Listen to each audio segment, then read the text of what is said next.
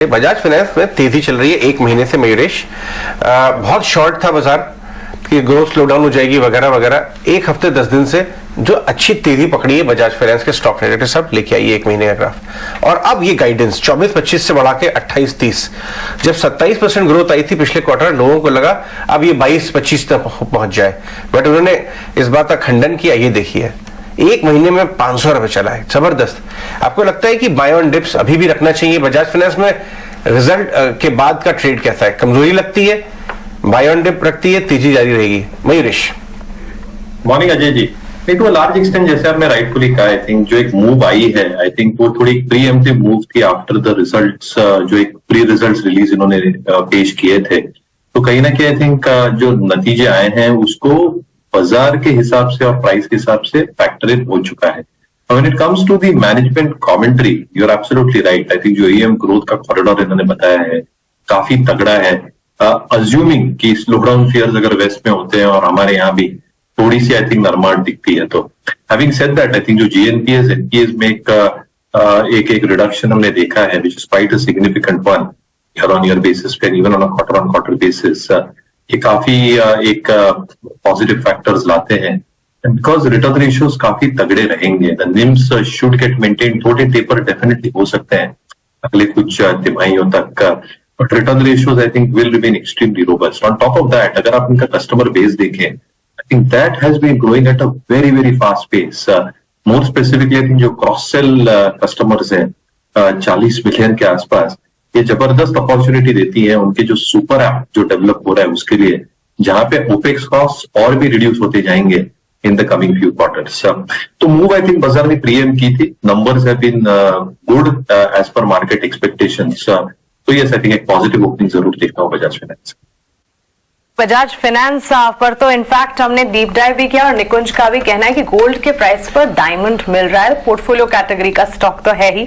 Mayuresh, good morning. Bajaj finance के साथ साथ लाइफ इंश्योरेंस प्लेस पर भी आपका आउटलुक एक बार हम जानना चाहेंगे, क्योंकि HDFC लाइफ और SBI लाइफ के नंबर्स कल बाजार बंद होने के बाद आए और नतीजे जो है SBI लाइफ के इनलाइन रहे। HDFC लाइफ की अगर बात करें, काफी मजबूत नतीजे। ग्रॉस प्रीमियम इनकम की अगर बात करेंगे, 36% का इजाफा सालाना आधार पर देखने को मिला है। साथ ही इनके मुनाफे के फ्रंट पर भी हमने देखा है ठीक ठाक नंबर, सेट पॉजिटिव ही देखने को मिला है। कैसे देखे लाइफ इंश्योरेंस प्ले को फिर? Morning Mansi.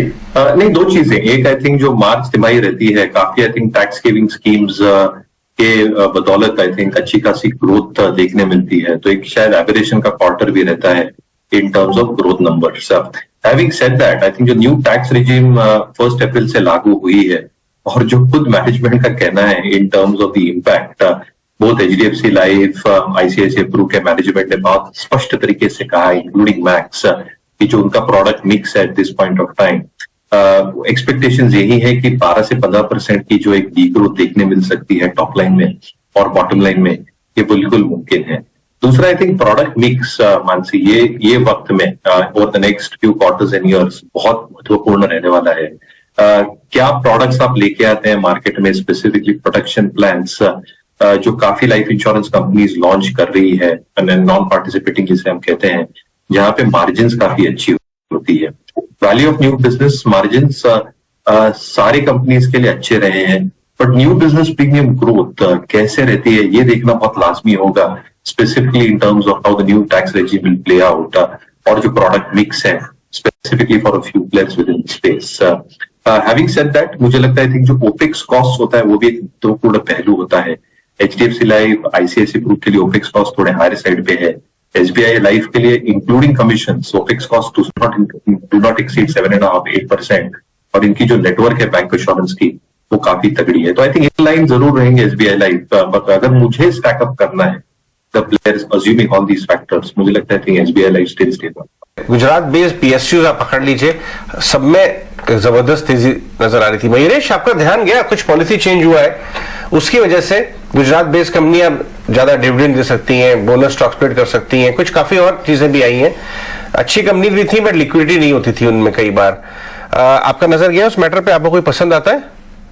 Absolutely Ajay ji, I think policy change itself एक ट्रिगर बन गया, and I think the most important part here will be additional dividend payouts और buybacks.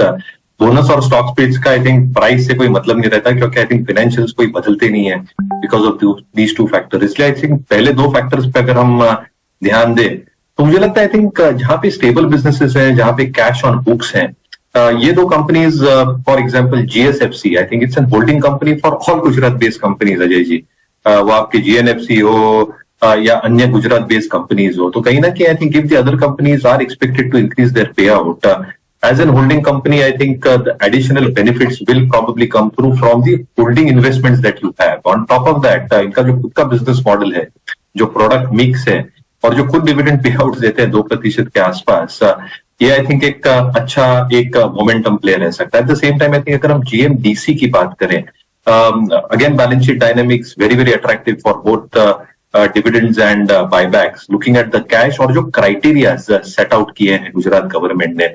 As a thumb rule I think all central PSUs को 30% dividend देना ही है। तो मुझे लगता है I think in that context I think more profitable companies like GMDC, जहाँ पे कैश फ्लोज काफी तगड़े रहे हैं और जो हम एक्सपेक्ट कर रहे हैं, आई थिंक इनका जो रेयर अर्थ मिनरल्स का सेगमेंट है जहाँ पे इन्होंने कंसल्टेंट्स अपॉइंट किए हैं, and I think there has been a reasonable amount of expectations कि आई थिंक अगर ये एक्सट्रैक्शन स्टार्ट हो सकते हैं, next few quarters and years can be mind blowing in terms of reported numbers. तो कहीं अगर pick and choose करना है in terms of what the policy change has been, GSFC, GFDC. Naresh, कल ये बात चल रही थी, शाम को एनएससी का एक सर्कुलर आया और नुवामा ने आज सुबह उसके ऊपर एक नोट निकाल के दिया है और अब ब्रोकरेज नोट्स भी आ रहे हैं कि कोई भी इंडेक्स में अगर डीमर्जर और कॉर्पोरेट एक्शन होगा तो मेन कंपनी को रिटेन किया जाएगा इंडेक्स में।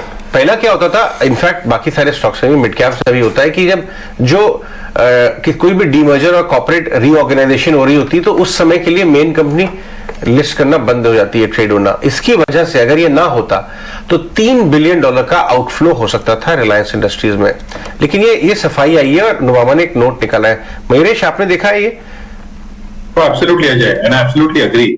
आई थिंक ये नए सर्कुलर से आई थिंक जो एक डर था कि अगर Reliance because of this corporate announcement शायद इंडेक्स के बाहर जाए, ये शायद ना हो, और इसलिए आई थिंक जो आउटफ्लोज की आप बात कर रहे हैं उसका इम्पैक्ट शायद प्राइस पे ना।